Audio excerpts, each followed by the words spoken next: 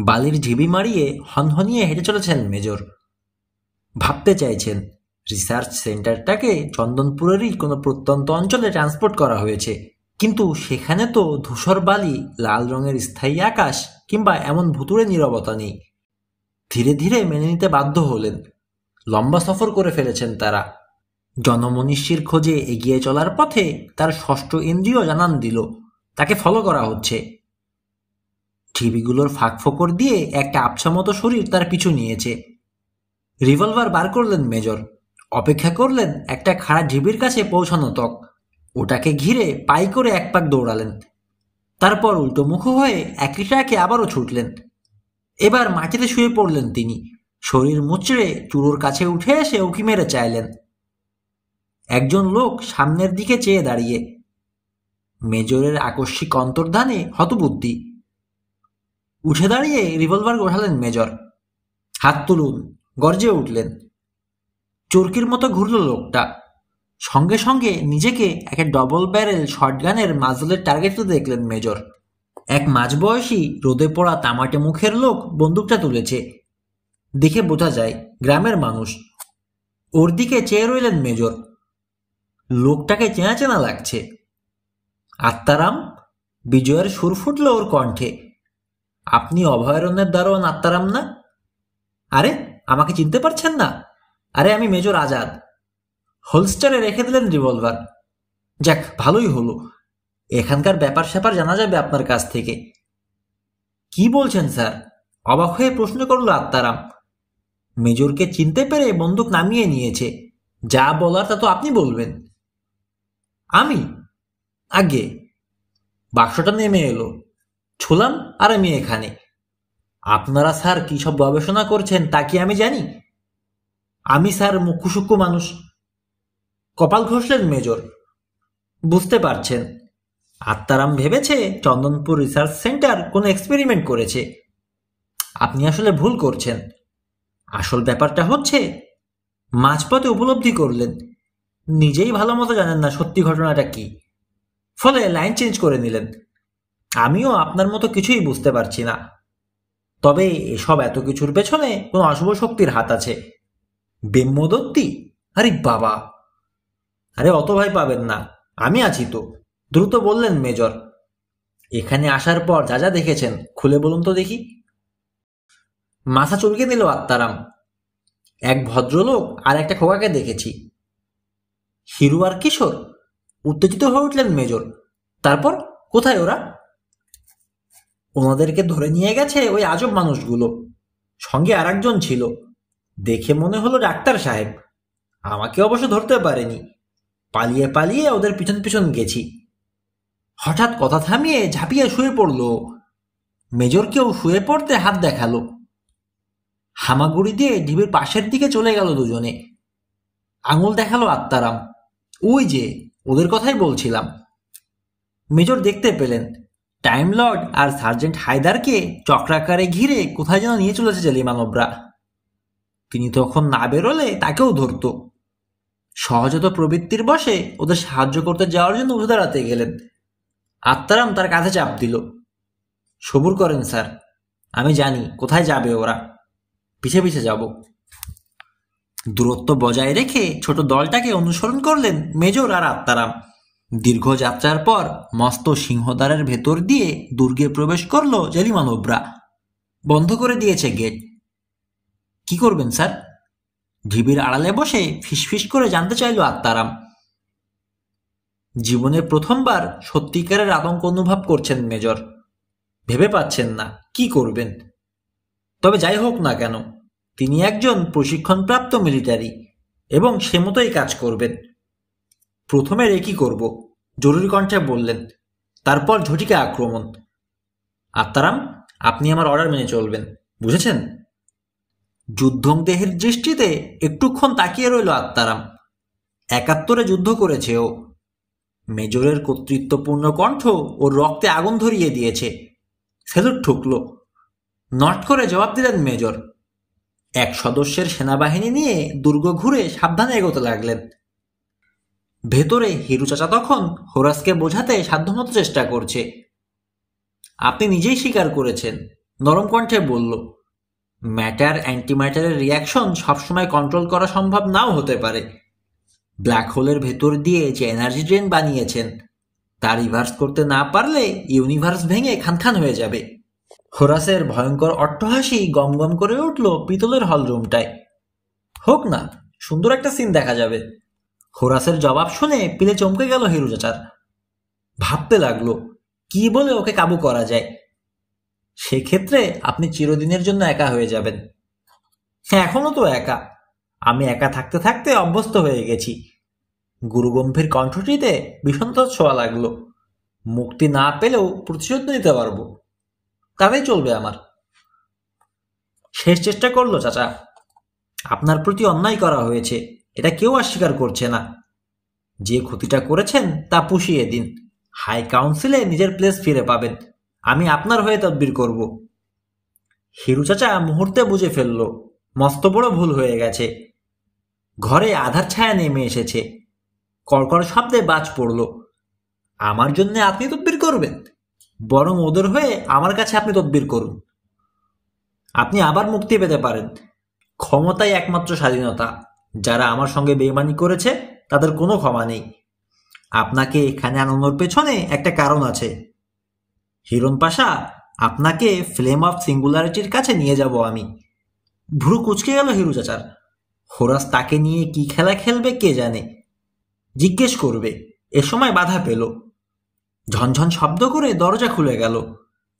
Jerry মানবেরা দুজন মানুষকে ধরে এনেছে, সার্জেন্ট হায়দার আর টাইম লর্ড। আতঙ্কে জমে যাওয়ার দশা হলো হিরু চাচার। হোরাস যদি টাইম লর্ডের পরিচয় জানতে পারে তবে তাকে বাঁচানো মুশকিল হয়ে যাবে। প্রথম সুযোগেই সাবধান করে দিতে হবে। টাইম লর্ড পরম উৎসাহে চারিদিকে চোখ বোলাচ্ছেন। পর্যটক হিসেবে যেন বিদেশ এসেছেন তিনি। হোরাসের ধাতব চেহারায় চোখ রাখলেন। হোরাসের কণ্ঠে অবজ্ঞা ফুটল, কে আপনি? এখানে কি? টাইম লর্ডকে মুখ খুলতে দেখে দ্রুত জবাব দিল চাচা, কে আর হবে, পথিক টথিক হবে হয়তোবা। আপনার পিণ্ডগুলো বোধহয় ওনাকে ভুল করে ধরে এনেছে।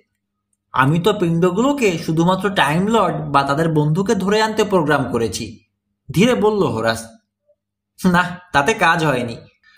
দুজন নিরীহ মানুষ শুধু শুধু ট্রান্সপোর্টেড হয়েছে, টাইম লর্ড খুশি মনে বললেন। হোরাস নিজের সমালোচনা শুনতে মোটেও রাজি নয়। ওসব ভুল প্রথম দিকে হতো, এখন আর হয় না। দীর্ঘদেহী হোরাস আগন্তুকদের দিকে চাইল, তারাও চাইল। হায়দারের উপর থেকে টাইম লর্ডের দিকে চোখ ফেরালো হোরাস। ইনি টাইম লর্ড নন তো?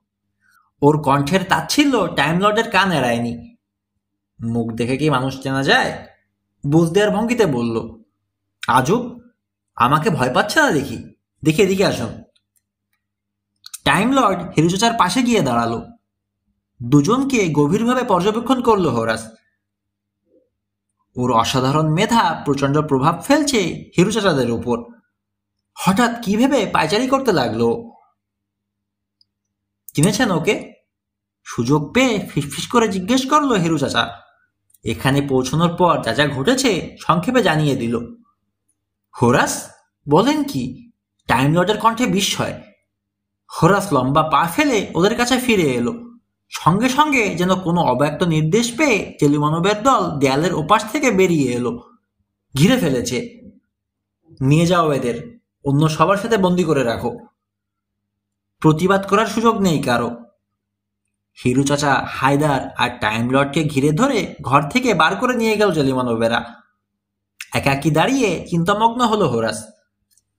ওদিকে পুরো দুর্গটা ক্রল করে ভেতরে ঢোকার বিকল্প পথ খুঁজছেন মেজর আর আত্মারাম।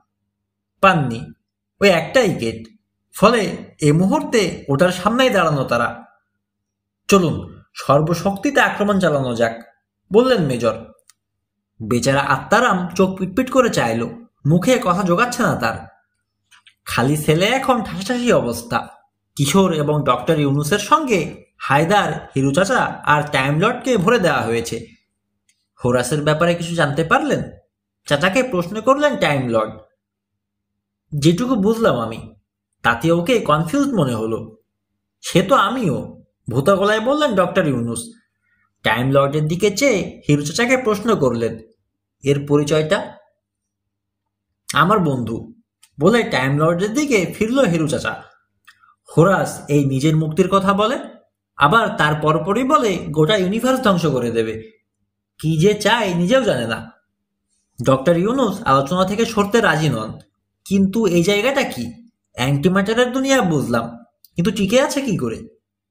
সিঙ্গুলারিটি ফেনোমেনন বলতে শুরু করলেন হিরু চাচা।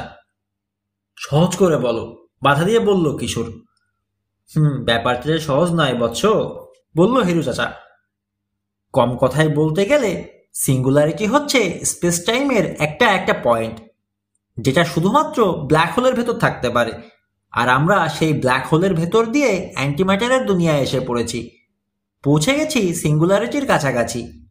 এখানে ইউনিভার্সের কোনো ফিজিক্যাল ল খাটে না। হোরাস প্রচণ্ড মনের শক্তি ব্যবহার করে এই জগৎটাকে তৈরি করে নিয়েছে। বুঝলাম, অসহিষ্ণু কণ্ঠে বললেন ডক্টর ইউনুস। কিন্তু কে এই হোরাস? সে কি চায়? পরস্পর মুখ চাওয়াচাই করলো হিরু চাচা আর টাইম লর্ড। সবার সামনে এসব ব্যাপার নিয়ে আলোচনা করতে চায় না তারা।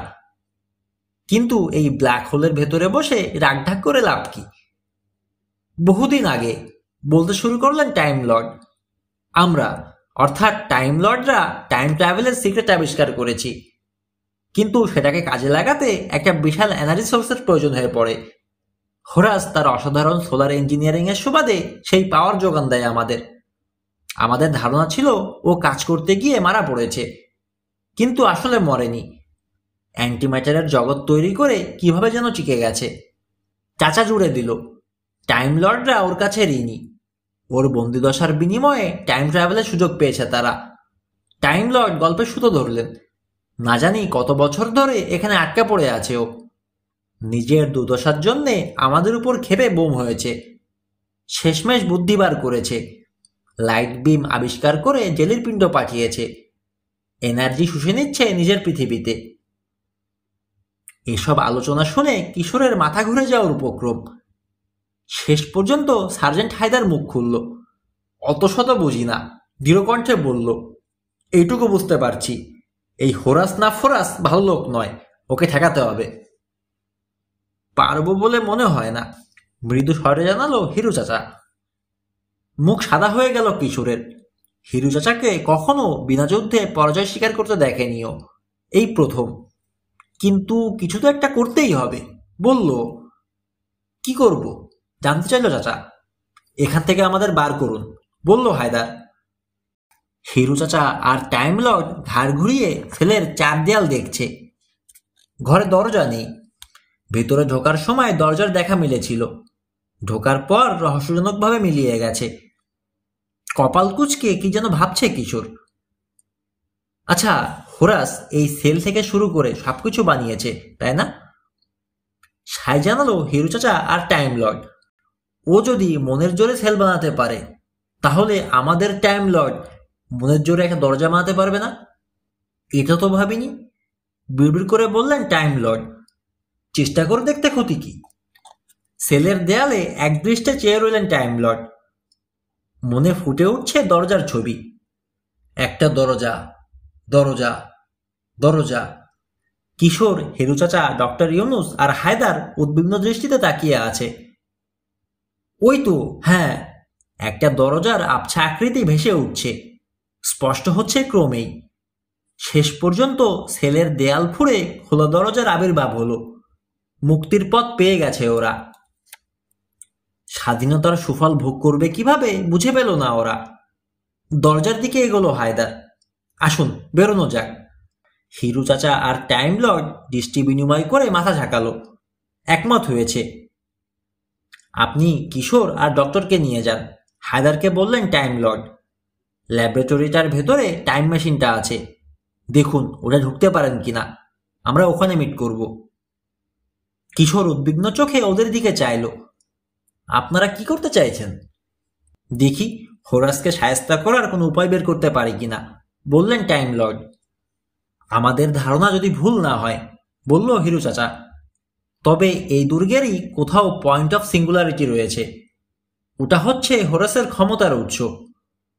ওটা খুঁজে বার করে যদি ওটার কন্ট্রোল নিতে পারি, ব্যাটাকে হয়তো হারিয়েও দিতে পারবো। কিশোর দেখল দুজনেই বেশ ফুর্তিতে রয়েছে। সেল থেকে বেরোনোর আত্মবিশ্বাস তাদেরকে সেই জুগিয়েছে, কিন্তু বিপদের মুখে ঠেলে দেওয়ার জন্যও তো সেই দায়ী। একে একে দুজনকেই আবার দেখে নিল, বুঝল মত পাল্টানোর কোনো সম্ভাবনাই নেই হিরু চাচাদের। তিনজনের দলটা সেল থেকে বেরিয়ে হল পার হয়ে মেন গেটের উদ্দেশ্যে এগোলো। ওদিকে হিরু চাচারা গেল উল্টো দিকে, অর্থাৎ রহস্য উদ্ঘাটনের জন্যে হোরাসের প্রাসাদের আরো অভ্যন্তরে পা বাড়ালো। অসংখ্য ধাতব করিডোর আর মস্ত বড় সব ভোল্টেজ চেম্বার পেরিয়ে গেল তারা। খা খা করছে গোটা প্রাসাদ, একে বেঁকে গেছে করিডোর। চাচারা কিন্তু সোজা এগোচ্ছে, যেন জানে কোথায় যেতে হবে। পয়েন্ট অফ সিঙ্গুলারিটি হাতছানি দিয়ে ডাকছে তাদের। খানিক পরে আগুনের আঁচ অনুভব করলো তারা। বিশাল কোনো উনুনের দিকে এগোলে যেমন হয় আর কি। নিচু কড়কড় গর্জন শুনতে পেল, তাপ বেড়েই চলেছে। একটা দরজার সামনে এসে পড়ল দুজনে। দরজা ঠিক বলা যায় না, আগুনের পর্দার মতো। ওটার পেছন থেকে শব্দটা আসছে। পরস্পরের দিকে চাইল চাচারা। মনে হয় পেয়ে গেছি, বলল চাচা। না পেলেই খুশি হতাম। রাতের ফাঁকে বললেন টাইম লর্ড। এখানে দাঁড়িয়ে থেকে লাভ নেই, একজনকে ভিতরে যেতেই হবে। তবে আমি যাই, বলে এগোলেন টাইম লর্ড। তার কাঁধ আঁকড়ে ধরল হিরু চাচা। আপনি থাকুন, বলল, আমি যাচ্ছি। মাথা নিচু করে পর্দার ভেতর দিয়ে ঢুকে পড়ল। টাইম লর্ড অপেক্ষা করার সময় বিবেকের দংশন অনুভব করছেন। এ সময় হিরু চাচার গলা শোনা গেল, চলে আসুন, কোনো ভয় নেই। সমস্ত নার্ভ জড়ো করে দৌড়ে পর্দার ভেতর দিয়ে লাফ মারলেন টাইম লর্ড। বিন্দুমাত্র উত্তাপ অনুভব করেননি। পিতলের চকচকে মেঝেতে পিছলে গেল পা। হিরু চাচা তার বাহু চেপে ধরাতে সামলে নিলেন।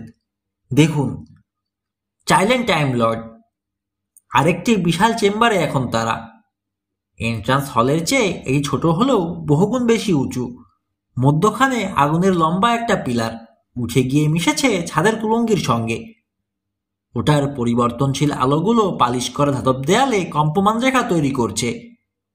হিরু চাচারা ফ্লেম অফ সিঙ্গুলারিটির কামরায় পৌঁছে গেছে। দুজনেই হা করে চেয়ে রয়েছে দৃশ্যটার দিকে। তারা জানে পয়েন্ট অফ সিঙ্গুলারিটি আদপে কোনো অগ্নিশিখা নয়, কিন্তু হোরাস মনোছবিতে ওটাকে সেভাবেই দেখেছে, এবং ওর দুনিয়ায় সেটাই বাস্তব। দীর্ঘক্ষণ দাঁড়িয়ে রইল ওরা, সম্মোহিতের মতো। শিখাটাকে আয়ত্তে আনার চিন্তা করা দুরাশা মাত্র। আচমকা কে যেন আগুনের পর্দা পার হয়ে ওদের পেছনে চলে এলো। গমগম করে উঠল হোরাসের কণ্ঠস্বর। ছুটলেন কিভাবে? ফিরেই মনের কন্ট্যাক্ট করলো হিরু চাচা আর টাইম লর্ড, পরস্পরকে হোরাসের রোশনাল থেকে বাঁচাতে। খুব সহজে, শান্ত স্বরে জানালো হিরু চাচা। তবেই বুঝুন, আপনি সর্বশক্তিমান নন, এমনকি নিজের দুনিয়াতেও। এনার্জি শুষে নেওয়া বন্ধ করুন। কঠোর গলায় বললেন টাইম লর্ড। আমাদের সবাইকে ছেড়ে দিন।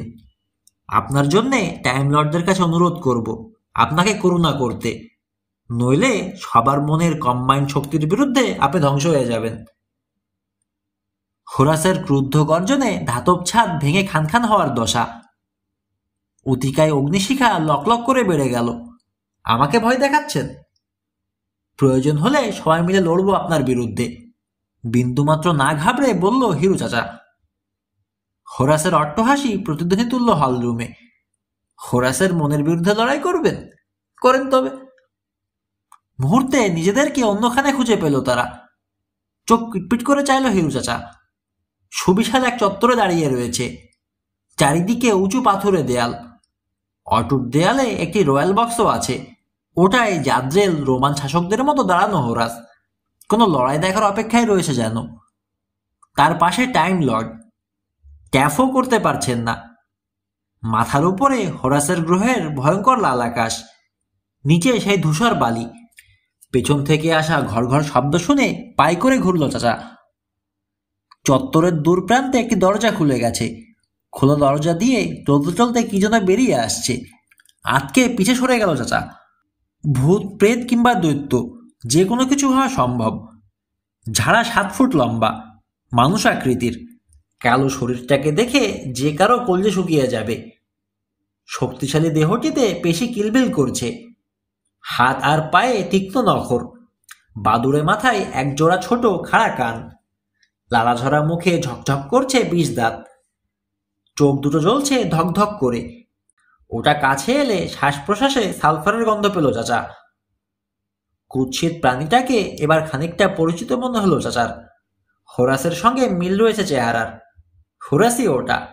হোরাসের দুনিয়ায় ওর চিন্তাভাবনা অনুভূতি যেখানে সত্য, সেখানে অমন একটা প্রাণী তৈরি করে নিতে অসুবিধা কি? আসলে চাচাদের প্রতি ওর তীব্র ঘৃণা আর রাগের প্রতিফলন হচ্ছে ওই বিকট জন্তুটা। হাতের নখর বাগিয়ে চাচার দিকে ধেয়ে এলো দৈত্যটা। আরো পেছন দিকে সরে গেল সে। সবেগে তেড়ে আসছে ওটা। যে দরজা দিয়ে ঢুকেছিল সেটা এখন নেই। চত্বরের দেয়ালগুলো উঁচু আর মসৃণ, পালাবার পথ নেই। ঝাঁপ মারল দৈত্যটা। চাচা কালো দেহটাকে কায়দা মতো মোচড় মেরে শূন্য তুলে ফেলল, ছুড়ে দিল আঙিনার চোখা পাথরের কোণে। আর্তনাদ করে উঠল দৈত্যটা, কিন্তু এক লাফে উঠে দাঁড়িয়ে আবার আক্রমণ করল। শেয়ানে শেয়ানে লড়াইতে একটি মস্ত অসুবিধার সম্মুখীন হতে হচ্ছে চাচাকে। শত্রুর বিন্দুমাত্র ক্ষতি করতে পারছে না। অন্যদিকে জন্তুটার নখ দাঁত সবই খাঁটি। একবার চাচাকে বাগে পেলে ছিঁড়ে টুকরো টুকরো করে দেবে। একবার তো অল্পের জন্য মিস করলো চাচার গলা, থাবা মেরেছিল। তবে গলা বাঁচাতে পারলেও বুকে শক্তিশালী হাতের ধাক্কা খেয়ে ছিটকে পড়ল। তাকে লক্ষ্য করে লাফ দিল ওটা। চোখের পলকে গড়িয়ে সরে গেল চাচা। হোরাসের পাশে দাঁড়িয়ে নির্বাক দর্শকের মতো যুদ্ধ দেখছেন টাইম লর্ড। হোরাস তাকে মনের শক্তিতে পেঁচিয়ে ফেলায় তার দশা নট নরণচরণ। মুখে বুলিও ফুটছে না। হিরু চাচা বারবার নিজেকে অক্ষত রেখে দৈত্যটাকে ছুঁড়ে ফেলে দিলেও তেড়ে আসছে ওটা। টাইম লর্ড পরিষ্কার বুঝলেন এই যুদ্ধের ফলাফল কি হতে যাচ্ছে। কোনো সন্দেহ নেই চাচা অসম্ভব শক্তিশালী, কিন্তু মানুষ তো, এভাবে আর কতক্ষণ ঠেকিয়ে রাখবে? চাচার মুভমেন্টে এখন ক্লান্তির ছাপ স্পষ্ট। এই মুহূর্তে আক্রমণ মোকাবেলা করা বাদ দিয়ে জন্তুটার নখর এড়াতে ব্যস্ত সে। হঠাৎ পা হড়কে গেল বালিতে। নিমেষে বিশাল দেহটা তার উপর চেপে বসল। গলা লক্ষ্য করে নেমে আসছে তীক্ষ্ণ নখরযুক্ত হাত দুটো। মেরে ফেলো, মঞ্চ থেকে গর্জালো হোরাস। প্রচন্ড প্রচেষ্টার পর স্বর ফুটল টাইম লর্ডের কণ্ঠে, না হোরাস, আমাদেরকে প্রয়োজন বলে ধরে এনেছেন। ওকে মেরে ফেললে আপনার মুক্তির পথ বন্ধ। আমি একা সাহায্য করতে পারবো না। দীর্ঘ নীরবতা। হোরাস কথা বলল না বা নড়ল না। চত্বর থেকে চাপা গঙানি আর দৈত্যটার আনন্দিত গর্জনের শব্দ আসছে। আচমকা চত্বর আর দৈত্য দুটোই মিলিয়ে গেল। টাইম লর্ড হোরাসের পাশে নিজেকে আবিষ্কার করলেন। ফ্লেম অফ সিঙ্গুলারিটির কাছে দাঁড়িয়ে রয়েছেন। হিরু চাচা মেঝে থেকে উঠে কাপড় চোপড়ে ধুলো ঝেড়ে নিচ্ছে। তখনও রীতিমতো কাঁপছে সে। থ্যাংক ইউ, কম্পিত সুরে বলল হোরাসকে। খুব দেখালেন। তারপর জ্ঞান হারিয়ে ঢলে পড়ল টাইম লর্ডের বাহুতে। হেসে উঠল হোরাস। হোরাসের মনকে পরোয়া না করলে কি হয় দেখলেন তো? বাঁচতে চাইলে বিশ্বস্ততার সঙ্গে সেবা করুন, টাইম লর্ড। একটু চমকে গেলেন টাইম লর্ড। হোরাস তার পরিচয় জেনে ফেলেছে। অবশ্য গোপন রাখা সম্ভব হবে না এটা তিনি জানতেন। বিনীত নট করলেন তিনি। মেঝেতে সাবধানে সরিয়ে দিলেন হিরু চাচাকে। হ্যাঁ অবশ্যই, কি করতে হবে বলে দিন। তবে তার আগে আমার বন্ধুর বিশ্রাম প্রয়োজন। সাই জানল হোরাস। ঘুরে আগুনে পর্দার ওপাশে চলে গেল। চাচার দেহের পাশে হাঁটু গেড়ে বসার সময় চোয়াল শক্ত হলো টাইম লর্ডের। বুনো আক্রোশ অনুভব করছেন ভেতর ভেতর। হোরাসকে ধ্বংস করে দেবেন তারা, যেভাবেই হোক। চাচাদের যন্ত্রণাকর অভিজ্ঞতা রক্ষা করেছে কিশোর হায়দার আর ডক্টর ইউনুসকে। শত্রু দুজনকে শাস্তি দিতে নিয়োজিত ছিল হোরাসের মন। বাকি তিনজন যে কোন ফাঁকে পালিয়েছে সেদিকে খেয়াল রাখতে পারেনি। হোরাসের মনোযোগের অভাবে গোটা প্রাসাদটা খা খা করছে। অগুনতি ধাতব করিডোর পেরিয়ে এন্ট্রান্স হলের দিকে নিরাপদে এগোলো ওরা। দূর কোণে মেইন গেট দেখতে পাচ্ছে।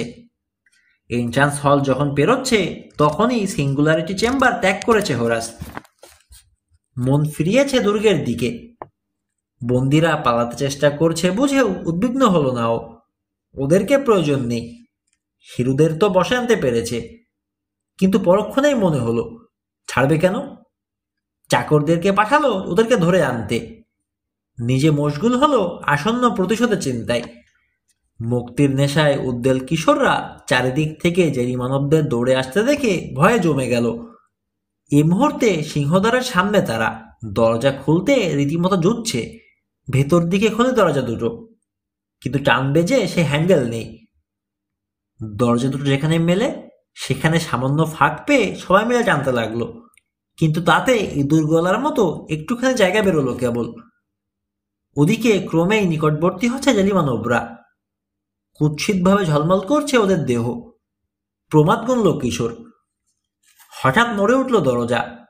ওরা টেনেছে বলে নয়, বাইরে থেকে ঠেলছে কেউ। শীঘ্রই পর্যাপ্ত ফাঁক তৈরি হলো। একে একে শরীর গলিয়ে দিল কিশোর, ডক্টর ইউনুস আর হায়দার।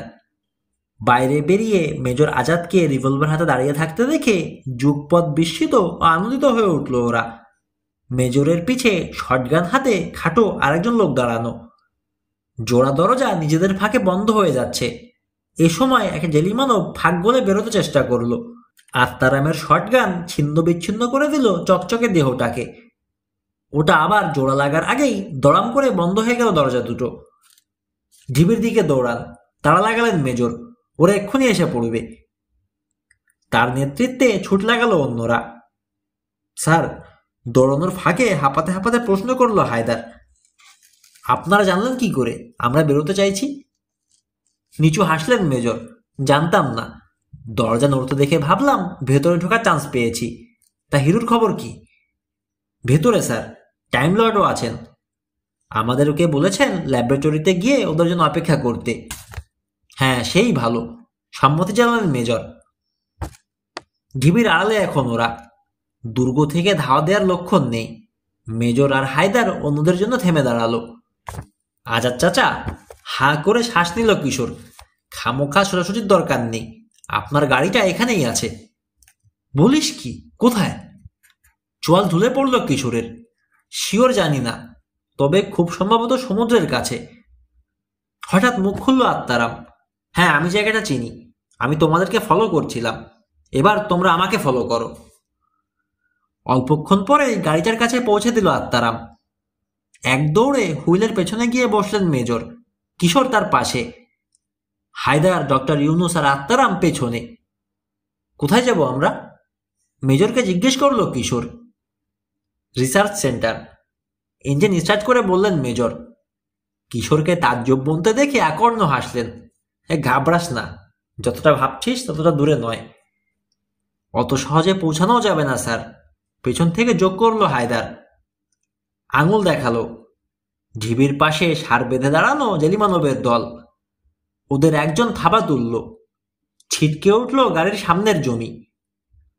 অবস্থা বেগতিক দেখে এক্সিলারেটর দাবিয়ে হুইল সম্পূর্ণ ঘুরিয়ে দিলেন মেজর। ছোট্ট গাড়িটা সাঁ করে উঠে গেল ঢিবির পাশ দিয়ে। ছত্রখান হয়ে গেল জেলিমানবরা। ওরা আবার হাত তোলার আগেই ঢিবির আড়ালে চলে গেল গাড়ি। হতবিহব্বল জেলিমানবেরা কি করবে ভেবে পেল না। খানিক পরেই রিসার্চ সেন্টারের সামনে হাজির হলো গাড়ি। বিল্ডিংটা বালির বুকে দাঁড়িয়ে আছে সগর্বে। খোশ মেজাজে গাড়ি থেকে নেমে পড়লেন মেজর। কিশোর এই প্রথম উপলব্ধি করতে পারল চন্দনপুর ল্যাবরেটরি কিভাবে যেন হোরাসের পৃথিবীতে এসে পড়েছে। এটা এলো কিভাবে? ঢোক গেলে জানতে চাইল সে। চমৎকার প্রশ্ন, বললেন মেজর। চলো ভেতরে গিয়ে আলোচনা করব। গেট দিয়ে পরিচিত বিল্ডিংটায় ঢুকে পড়ল সবাই। গেটে তালা আর বার লাগিয়ে ল্যাবরেটরি রুমের দিকে পা বাড়ালেন মেজর। ফাঁকা ঘরটার আসবাবগুলো বালির বুকে যত্রতত্র পড়ে থাকলেও টাইম মেশিনটা এক কোণে ঠিকই দাঁড়িয়ে রয়েছে। ভেতরে আশ্রয় নেবে ভেবে দরজা টানল কিশোর। বন্ধ। মাথা নাড়লেন মেজর। ভাবিস না, দেখি বিল্ডিংটার কন্ট্রোল নিতে পারি কিনা। এক গোছা চাবি বার করলেন পকেট থেকে। হায়দার, আলমারি চেক করুন, ভারী যা যা পান, গ্রেনেড, বাজুকা, একটা পুরনো ব্রেন গানও ছিল মনে হয়। ইয়েস স্যার বলে দ্রুত বেরিয়ে গেল হায়দার। অন্যদের উপর চোখ বুলিয়ে নিলেন মেজর। কিছু জিনিস আলোচনা করার প্রয়োজন বললেন। সবাই একসঙ্গে কথা বলতে আরম্ভ করলো। হাত তুলে নিরস্ত করলেন মেজর। কিশোর, তুই শুরু কর। তুই আর হিরু অদৃশ্য হওয়ার পর কি কি হয়েছে বল আমাকে। ভুরু কুচকাল কিশোর। মনে হচ্ছে বহুদিন আগের কথা জানতে চাওয়া হয়েছে তার কাছে। শুরু করলো। ওই বিচ্ছিরি ঢিবিগুলোর উপর ঘুম ভেঙেছিল আমাদের। টাইম লর্ডদের কন্ট্রোল রুমে গাঢ় অন্ধকার। প্রেসিডেন্ট বসে আছেন মনিটর স্ক্রিনের পেছনে। তখনও মৃদুভাবে জীবনের লক্ষণ দেখাচ্ছে ওটা। অসার আঙুলগুলো বারবার ব্যবহার করলেন কন্ট্রোলে। শেষ কবে যে এত ছোট কাজ করেছিলেন মনেও নেই। কিন্তু এখন তো আর কাউকে পাচ্ছেন না, নিজেকেই করতে হবে। পায়ের কাছে হাত পা ছড়িয়ে পড়ে রয়েছে জুনিয়র টাইম লর্ড। হাই কাউন্সিলের সদস্যরাও টেবিলে মাথা রেখে শুয়ে আছে কাউন্সিল চেম্বারে। সকলেই নিঃশেষিত, জীবন প্রদীপ নিভু নিভু প্রায়। স্টোরেজ ব্যাংকের সামান্য পাওয়ারটুকু কাজে আসবে আশা করছেন প্রেসিডেন্ট। ফাইনাল কন্ট্রোল স্পর্শ করলেন। একটা আবছা কম্পমান ছবি ফুটল স্ক্রিনে। বৃদ্ধ গার্ডিয়ানের গর্বিত মুখমণ্ডল। কি চাই জানতে চাইলেন। স্বস্তির শ্বাস ছাড়লেন প্রেসিডেন্ট। আমাদের এনার্জি ফুরিয়ে গেছে প্রায়। অন্ধকূপের কারণে আমাদের বেঁচে থাকাই দায় হয়ে পড়েছে। আপনি আমাদের শেষ ভরসা। আপনাকে ওটার ভেতর ঢুকতে হবে। আমি? ব্ল্যাক হোলের ভেতর? অসম্ভব। শেষ শক্তিটুকু সঞ্চয় করে বোঝাতে চেষ্টা করলেন প্রেসিডেন্ট। 3 জন দরকার, 2 জন হোরাসের সঙ্গে কোলাতে পারবে না। আপনাকে পাঠাতে শেষ এনার্জিটুকু খরচ করব, আপনি যদি রাজি হন। বেশ, তবে তাই হোক। দুর্বল আঙুলগুলো কন্ট্রোল কনসোলে খেলে গেলে উধাও হলেন বৃদ্ধ। প্রেসিডেন্ট মুখ থুবড়ে পড়লেন কনসোলে। গ্রহবাসীদের মতো তিনিও প্রোটেক্টিভ কমায় রয়েছেন। লাইফ ফোর্সের বিন্দুমাত্র অবশিষ্ট কেবল। এনার্জি শোষণ শীঘ্রই বন্ধ করতে ব্যর্থ হলে সেটুকুও থাকবে না। অন্য টাইম লর্ডদেরও একই হাল হবে। শোষণের মাত্রা যে হারে বৃদ্ধি পাচ্ছে তাতে প্রথমে নিখিল বিশ্বের সমস্ত জীবিত প্রাণী এবং পরে গোটা বিশ্বব্রহ্মাণ্ড ধ্বংস হয়ে যাবে। আগুনের সুউচ্চ শিখার পাশে ব্রহ্মাণ্ডের ত্রাস হোরাস দাঁড়ানো। সামনে হিরু চাচারা কাচুমাচু হয়ে দাঁড়িয়ে আছে। কেন এখানে আনা হয়েছে আপনাদের জেনে গেছেন নিশ্চয়ই। বলুন তো দেখি, কি চাই আপনাদের কাছে? প্রশ্ন করল হোরাস। চাচা ইতিমধ্যে যুদ্ধের ধকল সামলে নিয়েছে, জবাব দিল না। টাইম লর্ড তোয়াজ করার ভঙ্গিতে তাড়াতাড়ি বললেন, হ্যাঁ হ্যাঁ অবশ্যই। আপনি আসলে... কথাটা গিলে নিলেন তিনি। তার দিকে একবার চেয়ে নিয়ে বলল চাচা, উনি বলতে চান জানেন না, ও ব্যাপারে আমাদের সামান্যতম ধারণা নেই। দীর্ঘশ্বাস ফেলল হোরাস। মানুষ এত নির্বোধ হয়? আমার ইচ্ছায় আমার দুনিয়া চলে। তার কারণ সিঙ্গুলারিটির উপর কন্ট্রোল আছে আমার। যা চাই তাই বানিয়ে ফেলতে পারি। হিরু চাচার দিকে ভুরু দেখালো। আপনি তো ভালোই জানেন। গলা চুলকে নিল হিরু চাচা। হ্যাঁ। গমগম করে উঠল হোরাসের কণ্ঠ। এখন আপনাদের কাজটা কি সেটা বলছি। বলুন, নরম স্বরে বললেন চাচা। অগ্নিশিখার পিলারটির দিকে আঙুল তাক করল হোরাস। এখানে লাইট স্ট্রিমের সোর্স আছে। আপনারা এটার মাধ্যমে এখানে এসেছেন। মাথা ছাগালো চাচা। ডক্টর ইউনুসের কসমিক রে ডিভাইসে দেখা আঁকাবাঁকা দাগগুলোর কথা মনে পড়ল। আমি হোরাস, একাই তৈরি করেছি এটা। তবে তাতে কোনো লাভ হয়নি পুরোপুরি। আমি ফাঁদে পড়েছি। সেই প্রথম যেমন এখানে আটকা পড়েছিলাম তেমন। হতচকিত হিরু চাচা বলল, লাইট স্ট্রিমের মাধ্যমে যদি আপনি দুনিয়া থেকে মানুষ জিনিসপত্র তুলে আনতে পারেন, দুনিয়াতে জেলের পিণ্ড পাঠাতে পারেন, তবে নিজেকে ট্রান্সপোর্ট করছেন না কেন? ইচ্ছে তো তেমনই ছিল, কিন্তু উপায় নেই। যতক্ষণ সিঙ্গুলারিটির উপর কন্ট্রোল আছে ততক্ষণ সবই আমার ইচ্ছায় চলবে। আমার মনের চাপ বজায় না রাখলে এখানকার সবকিছু ভজকট হয়ে যাবে। হিরু চাচা এবার অনুভব করল হোরাসের দুর্ভাগ্য। তার মানে কন্ট্রোল তুলে নিলে আপনার মুক্তির পথ বন্ধ। কিন্তু কন্ট্রোল না তুললেও বিপদ, মুক্তি পাবেন না। ধাতব মুখটা ঝুলে পড়ল। সেটাই আপনাদের কাজ হিরণ পাশা? আমাকে ভারমুক্ত করে পালাবার পথ করে দিন। টাইম লর্ডরা আমাকে তাদের একচ্ছত্র অধিপতি বলে মেনে নিলেই টিকে থাকবে ইউনিভার্স, নইলে নয়। হিরু চাচা আর টাইম লর্ড পরস্পরের দিকে চাইল। ঘটনার গুরুত্ব অনুধাবন করে ভড়কে গেছে। তাদেরকে চিরদিনের জন্য আটকা পড়তে হবে এই ভয়ঙ্কর গ্রহে। ওদিকে হোরাস সর্বময় ক্ষমতার অধিকারী হয়ে যাচ্ছে তাই করতে থাকবে। বিদ্রুপ ফুটল হোরাসের কণ্ঠে। আমার দুনিয়া বুঝি পছন্দ নয় আপনাদের? ক্ষতি নেই, এটাকে ট্রান্সফর্ম করার কায়দা শিখিয়ে দেবো আপনাদের। দেখুন। সিঙ্গুলারিটি চেম্বারের একদিকের দেয়াল মুছে গিয়ে নয়নাভিরাম সবুজ প্রকৃতি, ফুলের বাগান, গাছপালা, ঘাস দেখা গেল। এখানে এসে এমনই একটা জগৎ তৈরি করে নিয়েছিলাম, কিন্তু এটা টিকিয়ে রাখতে মনের উপর ভীষণ চাপ পড়ে, সেজন্যই বাদ দিতে হয়েছে। হোরাসের কথার ফাঁকে প্রকৃতির নির্মলতা মিলিয়ে গিয়ে সেই সার সার ধূসর বালির ঢিবি পড়ে রইল। আপনাদেরও শেষ পর্যন্ত ওই বালি, সমুদ্র ওর আকাশ নিয়ে সন্তুষ্ট থাকতে হবে।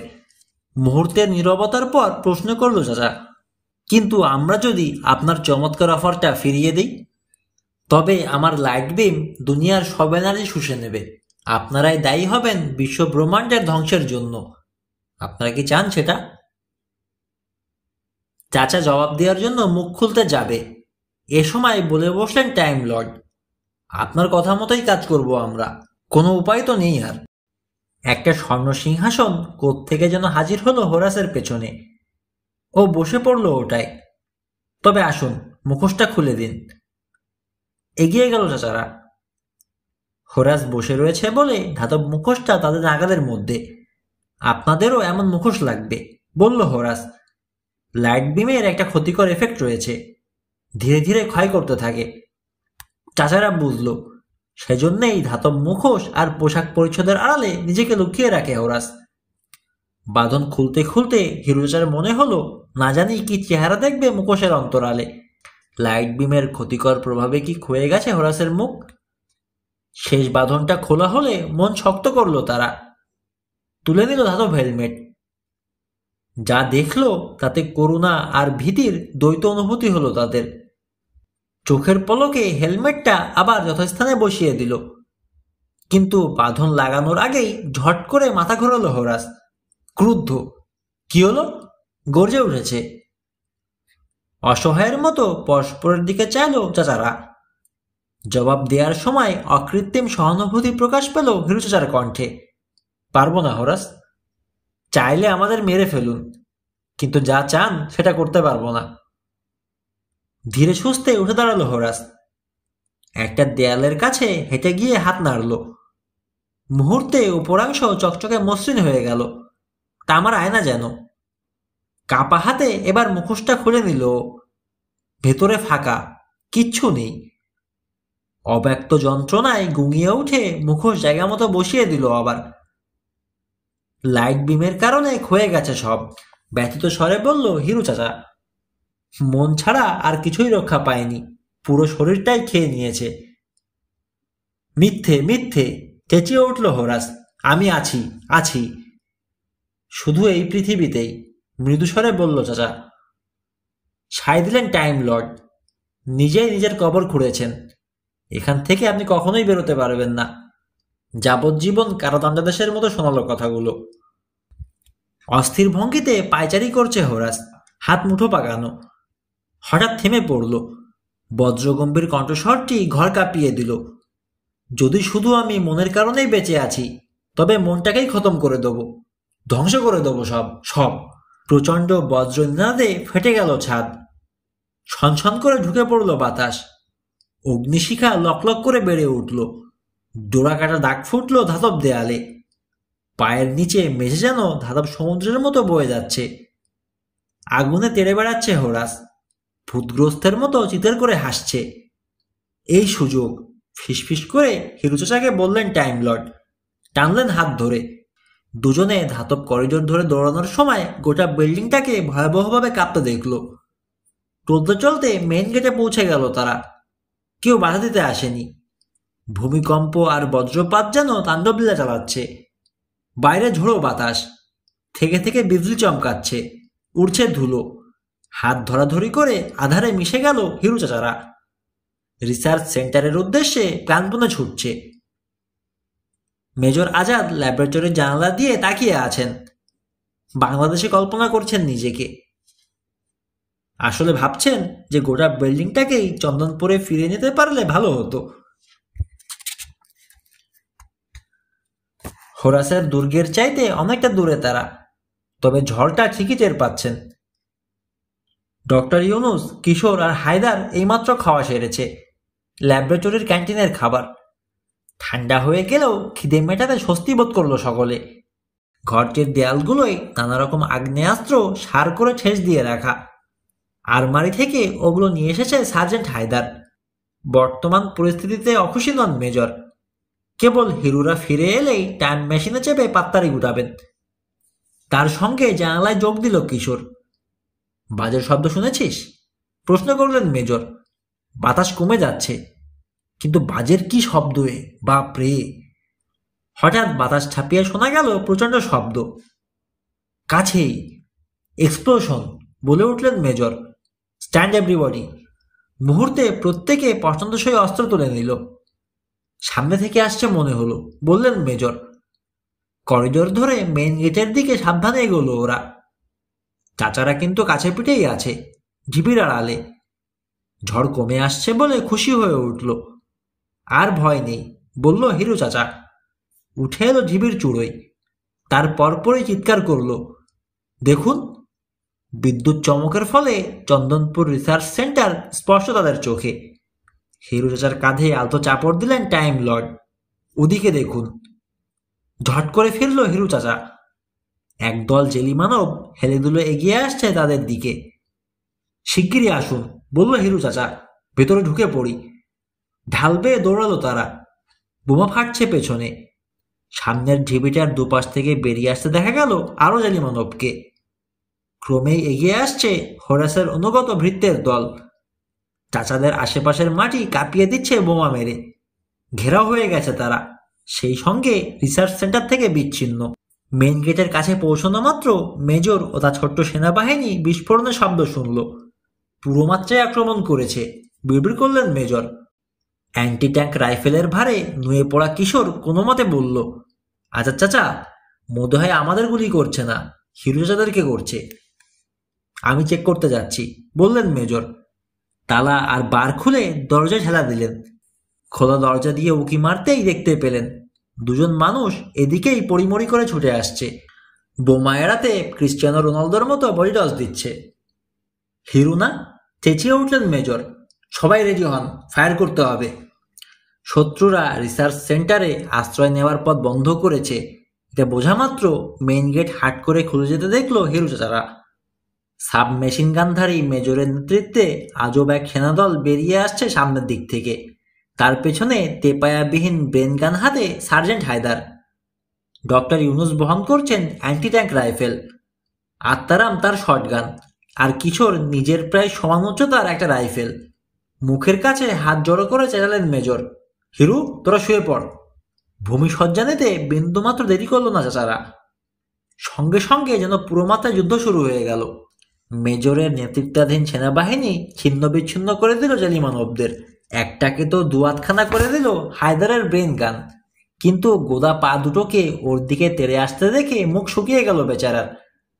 শেষ পর্যন্ত অবশ্য গ্রেনেডের মুখে টিকতে পারল না শত্রু বাহিনী, টুকরো টুকরো হয়ে গেল। মেশিন গান, ব্রেন গানের আঘাতে শতচ্ছিন্ন অংশগুলো পরস্পর জোড়া লাগার জন্য কিলবিল করছে মাটিতে। যুদ্ধে কিশোর খুব একটা ভূমিকা রাখতে পারেনি। প্রথমবার গুলি করেই পড়ে গিয়েছিল চিত হয়ে। শেষমেশ কাঁধ ঘষতে ঘষতে সাক্ষী গোপাল সাজাই শ্রেয় মনে করেছে। জেলের দলাগুলোকে জমাট বাঁধতে দেখে হতাশ হয়ে পড়েছিল। মেজরের চিৎকার শুনে আবার আশা ফিরে পেল। সিজ ফায়ার, দৌড়া তোরা! হিরু চাচারা উঠেই ঝেড়ে দৌড় দিল। জেলি মানবরা হাল ছাড়ার বান্দা নয়, ধাওয়া করল। মেজর সবাইকে ভেতরে ঢুকে পড়তে তাড়া লাগালেন। ক্ষিপ্রতার সঙ্গে তিনি আর হায়দার রিলোড করলেন। পিছানোর ফাঁকে গুলিবর্ষণ করছেন। হুড়মুড়িয়ে পড়ে যাচ্ছে শত্রুরা। তারা দৌড়ে ভেতরে ঢুকে দেখতে পেলেন টাইম মেশিনের দরজা খুলে অপেক্ষা করছে হিরু চাচা। হাত নেড়ে সবাইকে ঢুকতে বলে নিজেও ঢুকলো। টাইম লর্ড ইতিমধ্যে কন্ট্রোলে ব্যস্ত। সুইচ টিপে দরজা বন্ধ করে ফোর্স ফিল্ড অপারেশন চালু করলেন। দস্তুর মতো হাঁপাচ্ছে মেজরের সেনাদল আর হিরু চাচারা। শ্বাস প্রশ্বাস স্বাভাবিক হয়ে এলে ডক্টর ইউনুস আর আত্মারাম চারিদিকে চেয়ে ভেবাচাকা খেয়ে গেল। চাচা আর টাইম লর্ড করমর্দন করে কিশোর আর হায়দারের পিঠ চাপড়ে দিল। অর্থপূর্ণ গলা খাগারে দিলেন মেজর। সব কটা চোখ স্থির হলো তার উপর। হিরু, বললেন মেজর, চাইলেন চাচা আর টাইম লর্ডের দিকে। তোদের কাছ থেকে সব জানতে চাই আমি। বিধ্বস্ত হলরুমে দাঁড়িয়ে গভীর চিন্তায় ক্লিষ্ট হোরাস মনের চোখে ল্যাবরেটরির বাইরেকার যুদ্ধ আর চাচাদের পলায়ন দৃশ্য অবলোকন করেছে। তবে বর্তমান মানসিক দুরবস্থায় ও নিয়ে মাথা ঘামাচ্ছে না সে। গাধার দল, বিড়বিড় করল, শিগগিরই আমার পা চাটতে আসবি, কিন্তু তখন আর তোদের ইউনিভার্সের অস্তিত্ব থাকবে না। তো এই হলো ঘটনা, বলল চাচা। ওরাও ঢুকতে পারছে না, আমরাও বেরোতে পারছি না। চাচা, অসহায় কণ্ঠে বলল কিশোর, আমরা দেশে ফিরতে পারছি না কেন? কারণ হোরাসের প্ল্যান আমরা বানচাল করতে পারিনি, তাই, বলল চাচা। কন্ট্রোলে টোকা দিয়ে জানালেন টাইম লর্ড, তাছাড়া ও মনের জোরে আমাদেরকে আটকে দিয়েছে। কি হবে তবে? শাক করল চাচা, কিছুই না, ওয়েট করতে হবে। কতক্ষণ জানতে চাইল হায়দার। স্ক্যানারে এ সময় আলো ঝলসাতে দেখা গেল। কেউ ঢুকতে চাইছে, অবিশ্বাসের গলায় বলল চাচা। স্ক্যানার কন্ট্রোলে প্রায় ছুটে গেলেন টাইম লর্ড। কি হতে পারে? আবার কি? নিশ্চিত কণ্ঠে পাল্টা বলল চাচা। বৃদ্ধ গার্ডিয়ানের ছবি আবছাভাবে ফুটেছে স্ক্রিনে। কড়া চোখে টাইম লর্ডের দিকে চেয়ে রয়েছেন। এই এত ভিড়ভাট্টা কিসের? হিরু চাচা জনাকীর্ণ টাইম মেশিনটা একবার দেখে নিল। এখানটাই সবচেয়ে নিরাপদ কিনা তাই আর কি।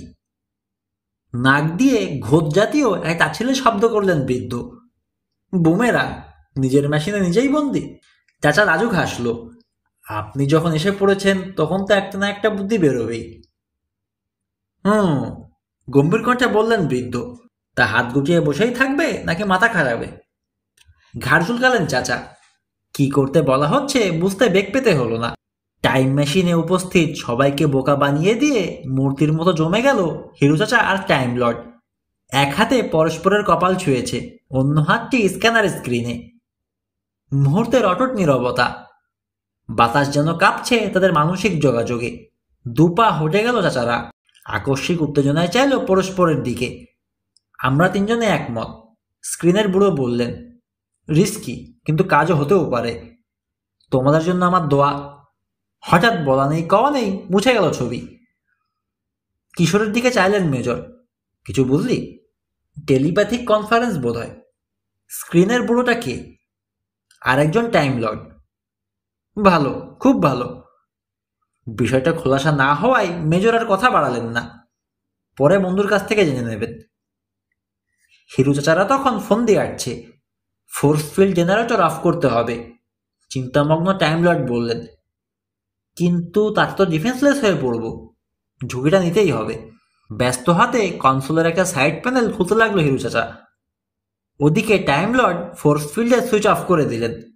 হচ্ছেটা কি জিজ্ঞেস করলেন মেজর। কাজ থেকে চোখ না তুলে বলল হিরু চাচা, দোস্ত, হোরাসের লগে বোঝাপড়া করার একটা লাইন পাইছি। টাইম লর্ড প্যানেলটা সরিয়ে রাখতে সাহায্য করছিলেন। চেঁচিয়ে উঠলেন উত্তেজনায়, আরে এই তো আমার বাঁশি, জেনারেটরের ভেতর ঢুকে বসে আছে। ওটা তুলতে হাত বাড়ালে বাধা দিল চাচা। ছোবেন না, ওভাবে থাকাটাই বেশি জরুরি। কিন্তু আমার বাঁশি? আর একটা কিনে দেবো, চাইলে আরো 1000টা। খুশি গলায় বলল চাচা। আসুন কাজে লেগে পড়ি। স্টোরেজ লকার থেকে জট পাকানো ইলেকট্রনিক যন্ত্রপাতি বার করলো সে। তারা দুজন কাজে মগ্ন হলে ফ্যালফ্যাল করে চেয়ে রইল অন্যরা, এমনকি ডক্টর ইউনুসও। করছেটা কি? মেজাজি কণ্ঠে কিশোরকে প্রশ্ন করলেন মেজর। আর এই কাজে ওই বাঁশিটার দরকারটা কি? খুবই অল্প সময়ে কাজ শেষ হলো। ছোট একটা প্লাস্টিকের বাক্সে রাখা হয়েছে বাঁশিটাকে। বাক্সটা মৃদু আলো ছড়াচ্ছে। কি করছিস তোরা? এটা কি আমাকে জানাতে আপত্তি আছে? বহু কষ্টে কণ্ঠে মাধুর্য ঢেলে জানতে চাইলেন মেজর। তার দিকে চেয়ে দন্ত বিকশিত করলো হিরু চাচা। বুঝলি দোস্ত, হোরাসের লগে দর কষাকষির একটা ধান্দা করলাম। প্লাস্টিকের বাক্স আর বাঁশি দিয়া? খলখল করে হাসলেন টাইম লর্ড। বাক্সটা একে ছোটখাটো পোর্টেবল ফোর্স ফিল্ড। বাঁশিটারও তুচ্ছ মনে করিস না, শান্ত স্বরে বলল চাচা। ফিরল টাইম লর্ডের দিকে। ওর সঙ্গে যোগাযোগ করব কিভাবে? স্ক্যানারে গেলেন ভদ্রলোক। জেনারেল কল পাঠাবো, ও শুনতে পাবে। স্ক্যানার কন্ট্রোলের সুইচগুলো টিপতে লাগলেন। হোরাস, আমরা আপনার সাথে কথা বলতে চাই, শুনতে পাচ্ছেন? মুহূর্ত খানেক পরে হোরাসের আবছা ছবি ফুটে উঠতে দেখা গেল স্ক্রিনে। ধাতব মুখটা ওদের অমঙ্গল কামনা করে চেয়ে রয়েছে যেন। ইঁদুররা গর্ত ছাড়বে ঠিক করেছে। চাচা বলল, আপনাকে মুক্তি দেওয়ার একটা উপায় পেয়েছি। আপনি এই টাইম মেশিনটাকে ছেড়ে দিলে আপনার কাছে আসতে পারতাম। আমার কাছে? হোরাসের কণ্ঠে চরম বিস্ময়। আসুন তবে। মুছে গেছে ছবি। টাইম লর্ড কন্ট্রোল অপারেট করলে টাইম মেশিনের সেন্ট্রাল কনসোল ওঠানামা করতে লাগলো। কাজ হচ্ছে, ফিসফিস করলো কিশোর। চাচা, চলো না দেশে ফিরে যাই। পারবো না রে। হোরাস যেখানে চাইবে শুধু সেখানেই যেতে পারবো। সংক্ষিপ্ত যাত্রা। মেশিন ল্যান্ড করলে হোরাসের সিঙ্গুলারিটি চেম্বারে প্রবেশ করলো ওরা। দুর্গের ধ্বংসযজ্ঞ দেখে সত্যি আটকে উঠতে হয়। এখানে ওখানে ফেটে গেছে ধাতব দেয়াল, ভাঙা ছাদ দিয়ে গাঢ় লাল আকাশ দেখা যাচ্ছে। চাচা জানে, ইচ্ছে করলেই দুর্গটিকে পূর্বাবস্থায় ফিরিয়ে আনতে পারে হোরাস, কিন্তু মানসিক দুর্দশার কারণে ও নিয়ে চিন্তাও করছে না সে। আমরা আপনাকে সাহায্য করতে এসেছি, দৃঢ়কণ্ঠে বলল হিরু চাচা। এক যন্ত্র বানিয়েছি, ওটা মুক্তি দেবে আপনাকে। সিধে হলো হোরাস। অতিকায় মুখোশটা ঝট করে ফিরল ওদের দিকে। ষড়যন্ত্র না তো? আপনি আমার বন্ধুদের নিরাপদে ফেরত পাঠিয়ে দেবেন, বলল চাচা। বদলে আমরা দুজন আপনার বোঝা বইব। না চাচা, প্রায় গকিয়ে উঠল কিশোর। কিন্তু চাচা কান দিল না। কি রাজি? জিজ্ঞেস করলো চাচা। অগ্নিশিখার দিকে ইশারা করলো হোরাস। ওরা যেতে পারে। হোরাসের প্রতি কৃতজ্ঞতা প্রকাশ করা উচিত ওদের, ধন্যবাদ জানানো উচিত। চাচা ফিরে চাইল সঙ্গীদের দিকে। সবাই আগুনের মধ্যে ঢুকুন, কারো কোনো ক্ষতি হবে না, বরঞ্চ ফিরে যেতে পারবেন বাংলাদেশে। প্রতিবাদের মৃদু গুঞ্জন উঠল। টাইম লর্ড বিনীত কণ্ঠে বললেন, প্লিজ, যা করতে বলছে তাই করুন, নইলে সব কেচে যাবে। এবার এগিয়ে এলেন মেজর। এই আসুন সবাই। আগুনে পা রাখলেন ডক্টর ইউনুস, তারপরে আত্মারাম। কি ঘটল বোঝার আগেই উধাও হয়ে গেলেন। এবার কিশোর আর হায়দারের পালা। সবার শেষে মেজর আজাদ। হিরু চাচা আর টাইম লর্ড ছাড়া হোরাসের মোকাবেলা করতে রইল না আর কেউ। গমগম করে উঠল হোরাসের কণ্ঠ। আমি কথা রেখেছি, কিন্তু আমার তো পালানোর পথ নেই, আপনাদেরও। বাক্সটা বাড়িয়ে দিল চাচা। আপনি মুক্তি পাবেন, এই নিন। দ্বিধান্বিত হোরাস এক পা এগুলো, চাইল বাক্সটার দিকে। কি আছে এতে? আপনার স্বাধীনতা, নিন ধরুন। সম্মোহিতের মতো বাক্সটা হাতে নিল হোরাস। হতবুদ্ধির মতো একটুক্ষণ চেয়ে থেকে ঢাকনা খুলতে লাগলো। চাচারা ধীরে ধীরে সরছে টাইম মেশিনের উদ্দেশ্যে। হোরাস ঢাকনা খুলে চেয়েছে ভেতরে, শুধু একটা বাঁশি। ওর ধাতব হাতটা ওটা তুলতে নামতেই হিরু চাচারা ঝেড়ে দৌড় দিল, ঢুকে পড়েছে টাইম মেশিনে। বাঁশিটাকে ছোঁয়া মাত্র হোরাস আর তার সাধের দুনিয়া নীরব বিস্ফোরণে অদৃশ্য হয়ে গেল। লাইট বিমের মাধ্যমে দ্বিতীয় দফা যাত্রায় কিশোর এবার অপেক্ষাকৃত দ্রুত সামলে নিতে পারল। চোখ মেলতে নিজেকে একটা নকশা কাটা পালিশ করা মেঝেতে উপর অবস্থায় আবিষ্কার করল। ওর প্রায় নাকের ডগায় একটা ফাইলিং ক্যাবিনেট। চারিদিকে দৃষ্টি বুলালো। চন্দনপুর রিসার্চ সেন্টারের ল্যাবরেটরিতে এখনো। হতচকিত সঙ্গীদের একে একে মেঝে থেকে উঠে কাপড় ঝাড়তে দেখল। আজাদ মামা, ডক্টর ইউনুস, সার্জেন্ট হায়দার, ল্যাবরেটরির ফার্নিচারগুলো পর্যন্ত ঠিক ঠিক ফিরে এসেছে। আত্মারামকে কেবল দেখা গেল না, হয়তো বাইরে চাইরে গেছে। জানালা দিয়ে চোখ রাখতে বাইরের পরিচিত দৃশ্য ধরা পড়ল। বুঝল গোটা বিল্ডিংটাই যথাস্থানে ফিরে এসেছে। আসেনি শুধু ওদের টাইম মেশিন। চাচারা কই? ভয়ের গলা জানতে চাইল। জবাব দিলেন ডক্টর ইউনুস, আমাদেরকে পাঠিয়ে দিলেন না ওরা? তারপর নিজেরা। আর বলতে চাইলেন না। দৌড়ে তার কাছে গেল কিশোর। প্লিজ বলুন, আমি সব জানতে চাই। আমার ধারণা যদি ঠিক হয়, তবে ওই বাঁশিটা আনকনভার্টেড ম্যাটার, মানে আমাদের পৃথিবীর মতো ম্যাটার। হোরাস আর ওর দুনিয়া অ্যান্টি ম্যাটার। দুটোকে মেলাও, ব্যাস ফিনিশ। চোখ ফেটে কান্না এলো কিশোরের। হিরু চাচাও মরে গেছে? দরদর করে পানি গড়াতে লাগলো ওর গাল বেয়ে। মেজর গলার কাছে একটা কান্নার দল অনুভব করলেন। তার ঘনিষ্ঠ বন্ধু হয়তো আর ইহজগত নেই। তিনি কিছু বলতে যাবেন, এক কোণে কোত্থেকে এসে নামলো টাইম মেশিন। হৈ হৈ করে উঠল সকলে। চাচা আর টাইম লর্ডকে বেরোতে দেখে কান পর্যন্ত হাসি ছাড়লো সবার। হিরু, প্রায় গর্জে উঠলেন মেজর। কোথায় ছিলি এতক্ষণ? আমাদেরকে তো কাঁদিয়ে ছাড়ছিলি। মৃদু হাসলো চাচা। জড়িয়ে ধরে রয়েছে কিশোরকে। টাইম লর্ডদের কন্ট্রোল রুমে চরম কর্মব্যস্ততা। প্রতিটি যন্ত্রপাতি পূর্ণোদ্যমে চালু। একটা স্ক্রিনের সামনে দাঁড়ানো চ্যান্সেলর আর প্রেসিডেন্ট। দারুণ স্কিম, বলছেন চ্যান্সেলর। ধন্যবাদ স্যার, বললেন প্রেসিডেন্ট। জুনিয়র টাইম লর্ড মুখ তুলে চাইল। মনে হয় আসছেন উনি। স্ক্রিনের বুড়ো পিটপিট করে চেয়ে রয়েছেন ওদের দিকে, ভ্রুজোড়া সামান্য কুচকানো। আপনাদের যে কি বলে কৃতজ্ঞতা জানাবো, বললেন প্রেসিডেন্ট। টোটাল সাকসেস, হোরাস খতম, এনার্জি লসও বন্ধ। শুধু বন্ধ নয়, জুড়লেন চ্যান্সেলর, নতুন পাওয়ার সোর্সে পরিবর্তিত করা হয়েছে। হিরুন প্রাসাদের সত্যিই তুলনা নেই। কাছের স্ক্রিনটির দিকে ইঙ্গিত করলেন। অন্ধকূপের বদলে এখন ওখানে একটা বহিষ্ণু আলোর শিখা, সুপারনোভা। টাইম মেশিন থেকে একটানা বিপিংয়ের শব্দ আসছে। নিশ্চয়ই উনি, বলল হিরু চাচা। ছুটে গিয়ে ঢুকে পড়ল। অনুসরণ করলেন টাইম লর্ড, অন্যেরাও। স্ক্রিনে ইতিমধ্যে স্পষ্ট বৃদ্ধ গার্ডিয়ানের মুখ। চেয়ে রয়েছেন চাচাদের দিকে। পারলে তবে শেষ পর্যন্ত। কণ্ঠে আনন্দের রেশ সামান্যই ফুটল। এবার যে যার বাড়ি ফিরে যাও। হবে, তোমাদের হবে। দোয়া করলেন যেন। ধীরে ধীরে মিলিয়ে গেল তার ছবি। সব কটা চোখ টাইম লর্ডের দিকে ফিরল। বেদনার হাসি তার মুখে। বিদয়ের ক্ষণ ঘনিয়ে এসেছে। হাত নাড়লেন সবার উদ্দেশ্যে। আপনাদেরকে কোনোদিন বলতে পারবো না। বিদায়। কেউ কিছু বলার আগেই অদৃশ্য হয়ে গেলেন তিনি। ইস, হয়তো আর কোনোদিন দেখতে পাবো না, করুণ কণ্ঠে বলল কিশোর। সহানুভূতির দৃষ্টিতে ওর দিকে চাইল চাচা। তারপর সবাইকে ইশারায় টাইম মেশিন থেকে বেরোতে বলল। মেজর ভালো করে চারিদিকটা জরিপ করলেন। টাইম লর্ড সত্যিই চলে গেছেন কিনা নিশ্চিত চাইলেন যেন।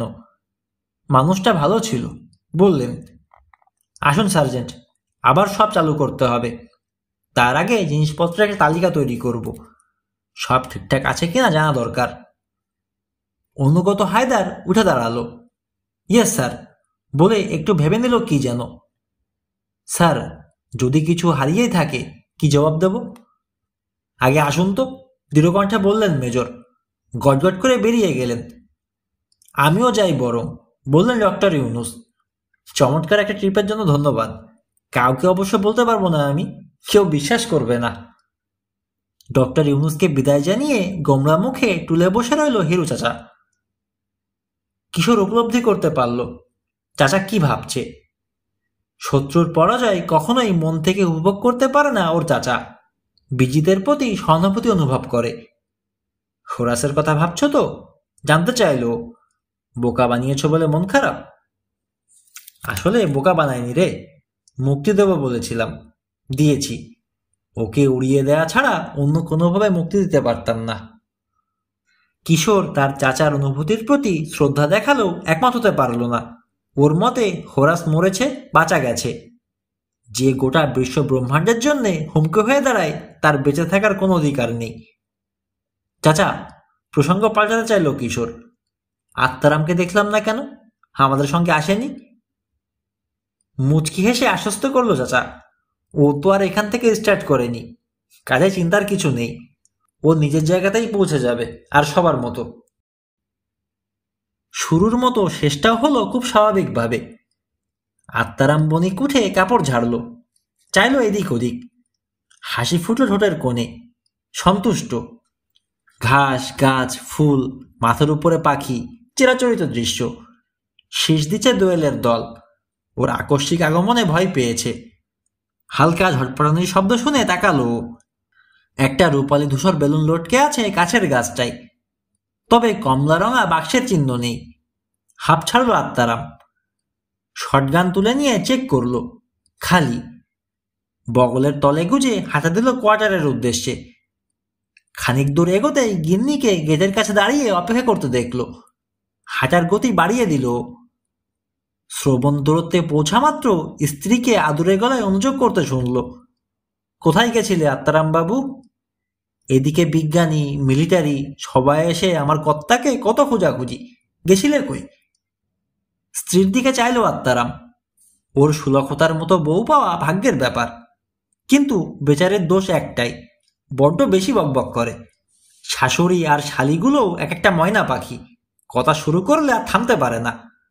আত্মারাম নিজে নিরীহ বেচারা মানুষ, কথার মারপ্যাচ অত বোঝে সোজে না। স্ত্রীকে অ্যাডভেঞ্চারের কথা বলতে গেলে হাজারটা প্রশ্ন করে কান দেবে ঝালাপালা করে। ভাবনাটা মাথায় আসতেই গলা শুকনো ঠেকলো ওর। স্ত্রীর কাঁধে হাত রাখলো আত্মারাম। বললে তুমি বিশ্বাস করবে না বউ, চলো ভেতরে যাই, খুব ভুখ লেগেছে। হাত ধরাধরি করে কোয়ার্টারে প্রবেশ করলো স্বামী স্ত্রী।